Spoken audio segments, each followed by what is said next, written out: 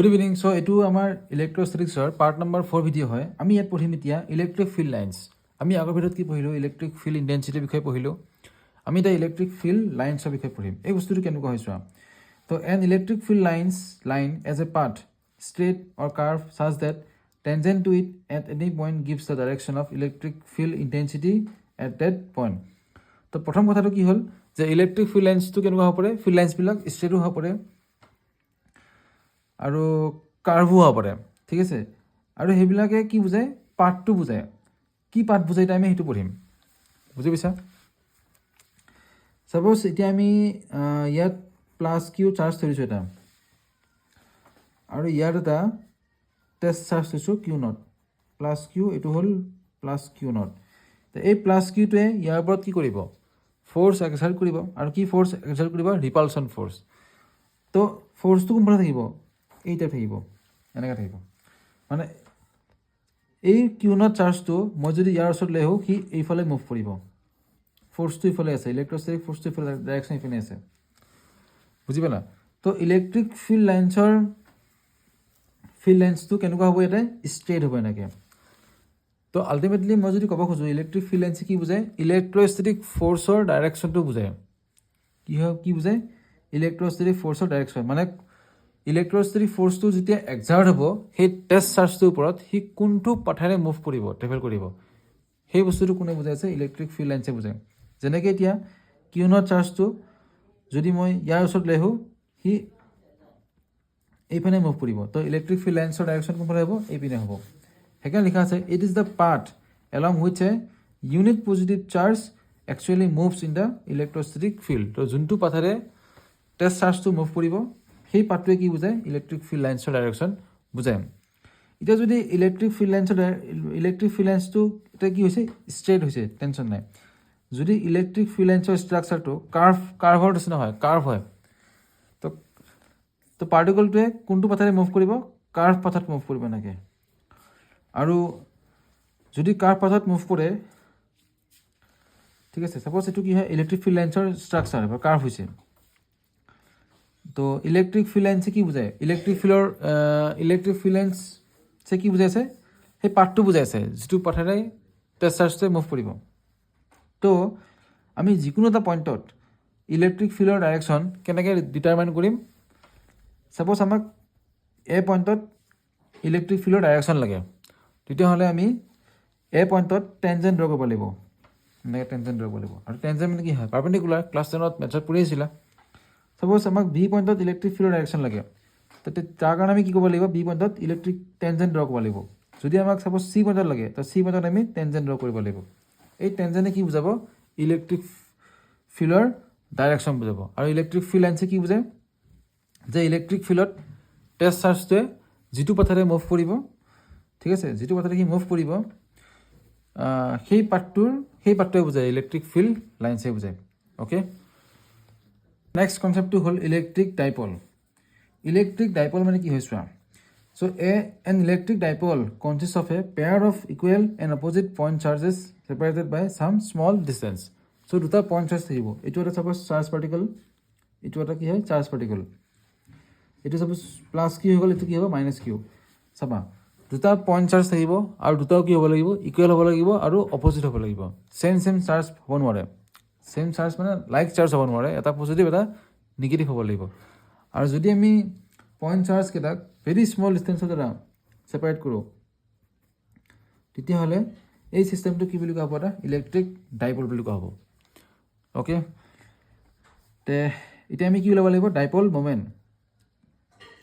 2a কি হয়? Distance between the two charges, point charges. এতিয়া ডাইপল মমেণ্ট কি হ'ব চোৱা। এতিয়া আমি পঢ়িম ডাইপল মমেণ্ট। ডাইপল মমেণ্টে কি বুজায়? এই যে আমি পঢ়িলোঁ ইলেক্ট্ৰিক ডাইপলৰ ষ্ট্ৰেংথটো কোনে ডিটাৰমাইন কৰিব? ডাইপল মমেণ্টে ডিটাৰমাইন কৰিব। আৰু ইলেক্ট্ৰিক ডাইপল মমেণ্ট কি হয়? It is a vector quantity হয়।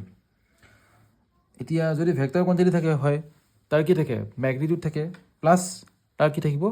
ডাইৰেকশ্যন থাকিব। এতিয়া ইলেক্ট্ৰিক ডাইপল মমেণ্টৰ ডাইৰেকশ্যন কেনেকুৱা হয়? সদায় মনত ৰাখিবা, নিগেটিভটো কি হয়? পজিটিভ হ'ব। পজিটিভটো নিগেটিভ নহয়। ইলেক্ট্ৰিক ফিল্ডৰ ডাইৰেকশ্যন কি হয়? পজিটিভটো নিগেটিভ হয়।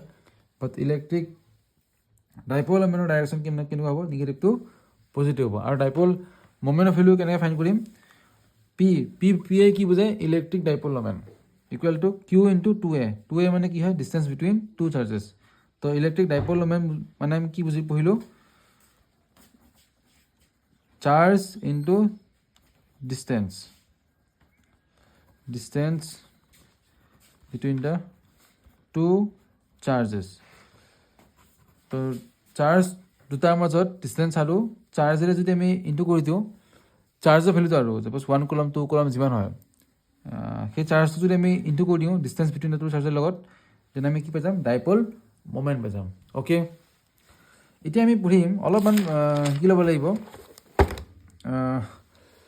আমি ইলেক্ট্ৰিক ফ্লাক্সৰ পিছত পঢ়িম ঠিক আছে আমি তাৰ আগত আৰু এটা বস্তু পঢ়ি ল'ব লাগিব ইলেক্ট্ৰিক ফিল্ড লাইনছ আমি পঢ়িলোঁ সেই ইলেক্ট্ৰিক ফিল্ড লাইনছৰ ষ্ট্ৰাকচাৰ আমি ড্ৰ কৰিব লাগিব হা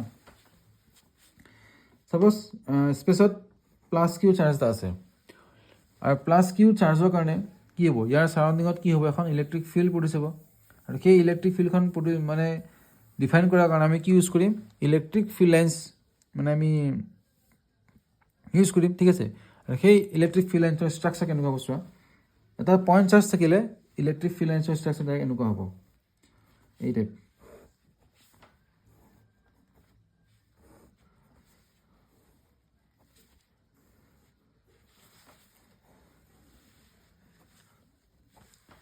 বুজিলা তো প্লাছ কিউ চাৰ্জ তো ইলেক্ট্ৰিক ফিল্ড লাইন্সৰ ষ্ট্ৰাকচাৰ কেনেকুৱা হৈছে ৰেডিয়েলি আউটৱাৰ্ডছ হৈছে কোনফালে আছে ৰেডিয়েলি আউটৱাৰ্ড মানে পজিটিভ চাৰ্জৰ কাৰণে ৰেডিয়েলি কি হয় আউটৱাৰ্ডছ হয় এবাৰ যদি মই নিগেটিভ চাৰ্জ লওঁ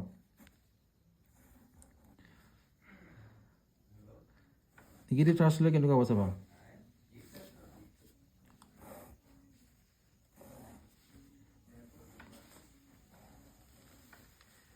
ৰেডিয়েলি কি হ'ব এতিয়া ইনৱাৰ্ডছ এনেকৈ এতিয়া মই যে ক'লোঁ ৰেডিয়েলি আউটৱাৰ্ডছ ইনৱাৰ্ডছ এইটো কাৰ ওপৰত ডিপেণ্ড কৰি পেলাই হৈছে সেই কথাটো আমি গম পাব লাগিব তে ইলেক্ট্ৰিক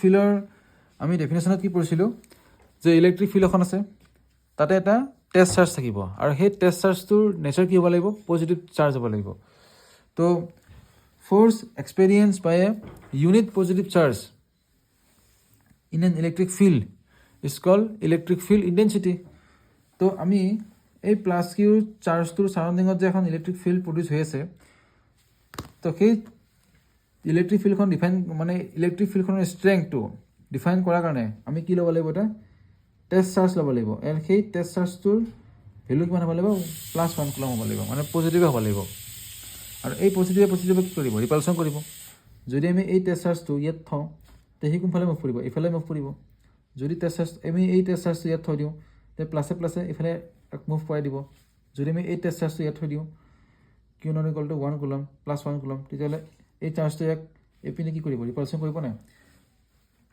মানে কোনটো ডাইৰেকশ্যনত ফ'ৰ্চ এক্সাৰ্ট কৰিব সেই ডাইৰেকশ্যনটোৱে কি ডিফাইন কৰিছে এই ইলেক্ট্ৰিক ফ্লাক্সবিলাকৰ ডাইৰেকশ্যন ডিফাইন কৰিছে তো ইয়াত -q থৈছোঁ এইটো -q চাৰ্জ আছে তো আমি টেষ্ট চাৰ্জটো কি ল'ব লাগিব পজিটিভে ল'ব লাগিব ইলেক্ট্ৰিক ফিল্ডখন যেনেকুৱাই নহওক কিয় টেষ্ট চাৰ্জটো কি হ'ব সদায় পজিটিভে হ'ব তো যদি আমি কিউ নট চাৰ্জটো ইয়াত থৈ দিওঁ এই -qয়ে ইয়াক কি কৰিব এট্ৰেক্ট কৰিব ইফালে এট্ৰেক্ট কৰিব ইয়াত থ'লে ইফালে এট্ৰেক্ট কৰিব সেইকাৰণে ৰেডিয়েলি কি হৈছে ইনৱাৰ্ডছ হৈছে এতিয়া যদি আমি দুইটা চাৰ্জ একলগ কৰি দিওঁ তেতিয়া কেনেকুৱা হ'ব চাবা +q আছে বোলে এনেকৈ ইফালে -q আছে ইকুৱেল হয় তেতিয়াহ'লে ইয়াৰ ষ্ট্ৰাকচাৰটো অলপ ডিফাৰেণ্ট হ'ব হ'ব চোৱা এনেকৈ যাব এই টাইপ এনেকৈ হ'ব এই টাইপ হ'ব থাকিব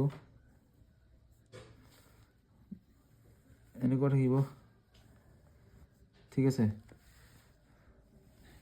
এনেকৈ থাকিব ইফালে এনেকৈ থাকিব বুজি পাইছে নে পোৱা নাই এনেকৈ ওলাই যাব আৰু ইয়াত কি হ'ব ইয়াত এণ্টাৰ হ'ব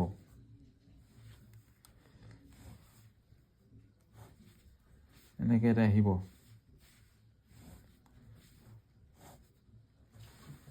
হ'ল তো এইটো কি হয় ইলেক্ট্ৰিক ফিল্ড লাইন্সৰ কি হয় ষ্ট্ৰাকচাৰ হয় যদি ডাইপল এইটো ইলেক্ট্ৰিক ডাইপলৰ কাৰণে ডাইপল হৈছে নাই +q আৰু কি আছে -q আছে অ'কে তো এইখিনি বুজি পালা তোমালোকে তো নেক্সট ভিডিঅ'ত আমি পঢ়িম এতিয়া ইলেক্ট্ৰিক ফ্লাক্সৰ বিষয়ে পঢ়িম